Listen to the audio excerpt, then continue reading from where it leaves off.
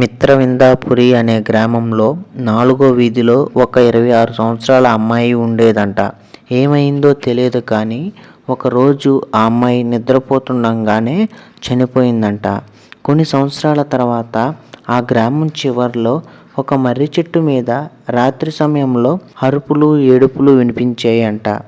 రాత్రి సమయంలో అటువైపుగా వయసులో ఉన్న అబ్బాయిలు వెళితే వాళ్ళతో తన కోరికలను తీర్చుకొని చంపేస్తూ ఉండేది. అలా చాలామంది వయసులో ఉన్న అబ్బాయిలను ఆ పిశాచి తన కామ కోరికలను తీర్చుకొని చంపుతూ ఉండేదంట. ఒకరోజు రోహన్ అనే 25 సంవత్సరాల అబ్బాయి తన చదువును పూర్తి చేసుకొని వస్తూ ఉన్నాడు. ప్రయాణ సమయంలో కొంత ఆలస్యం అవడంతో రాత్రి అయిపోయింది. రోహన్ ఆ పిశాచి ఉన్న మర్రి చెట్టు దగ్గర నుంచే తన గ్రామానికి వెళ్ళవలసి ఉంటుంది. ఆ పిశాచి ఉన్న మర్రి చెట్టు దగ్గరికి రాగానే ఒక అందమైన అమ్మాయి చీర కట్టుకొని రోహన్ వైపుగా వస్తూ ఉంటుంది.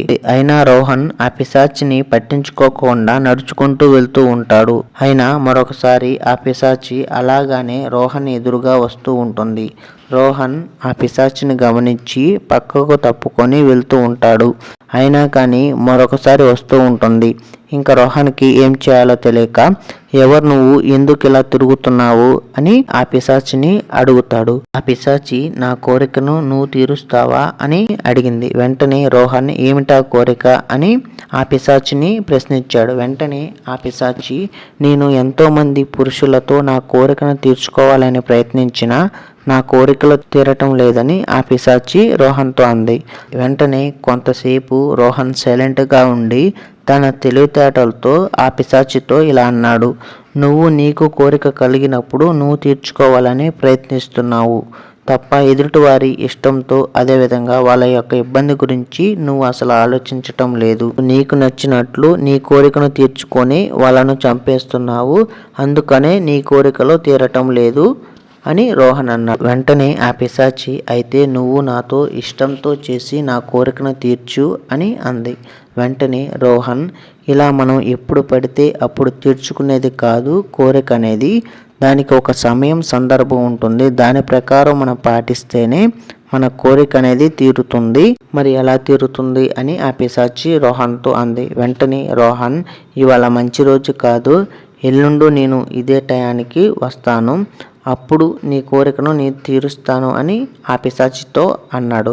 వెంటనే ఆ పిశాచి నవ్వుతూ, నువ్వు నన్ను మాయ చేయాలని చూస్తున్నావా? నువ్వు నా నుంచి తప్పించుకోవటానికి ఇలా మాట్లాడుతున్నావు అని ఆ పిశాచి రోహన్తో అంటుంది. రోహన్, నువ్వు ఎంతో మందిని చంపి ఉంటావు, కానీ వాళ్ళతో ఇలా ఇంతసేపు మాట్లాడలేదు. మరి నువ్వు నాతోనే ఎందుకు మాట్లాడావు అని ఆ పిశాచిని ప్రశ్నిస్తాడు. వెంటనే ఆ పిశాచి, నువ్వు నన్ను చూసి భయపడలేదు, నువ్వు నాతో మాట్లాడటానికి ప్రయత్నించావు. దాన్ని చూసి నేను నీ వల్ల నా కోరిక తీరుతుందని నేను భావించాను కాబట్టి నిన్ను చంపకుండా ఉండనిచ్చాను అని ఆ పిశాచి అంటుంది.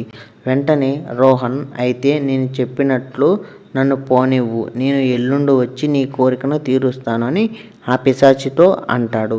వెంటనే పిశాచి, అలా అయితే సరే వెళ్ళు అని చెప్తుంది. వెంటనే రోహన్ తన గ్రామానికి నడుచుకుంటూ వెళ్తాడు. తన ఇంటికి వెళ్ళగానే వాళ్ళ అమ్మ ఎదురుగా వస్తుంది. వెంటనే వాళ్ళ అమ్మను ఇంటిలోనికి తీసుకువెళ్ళి ఆ పిశాచికి రోహన్కి మధ్య జరిగిన సంఘటన గురించి వాళ్ళ అమ్మతో చెప్తాడు.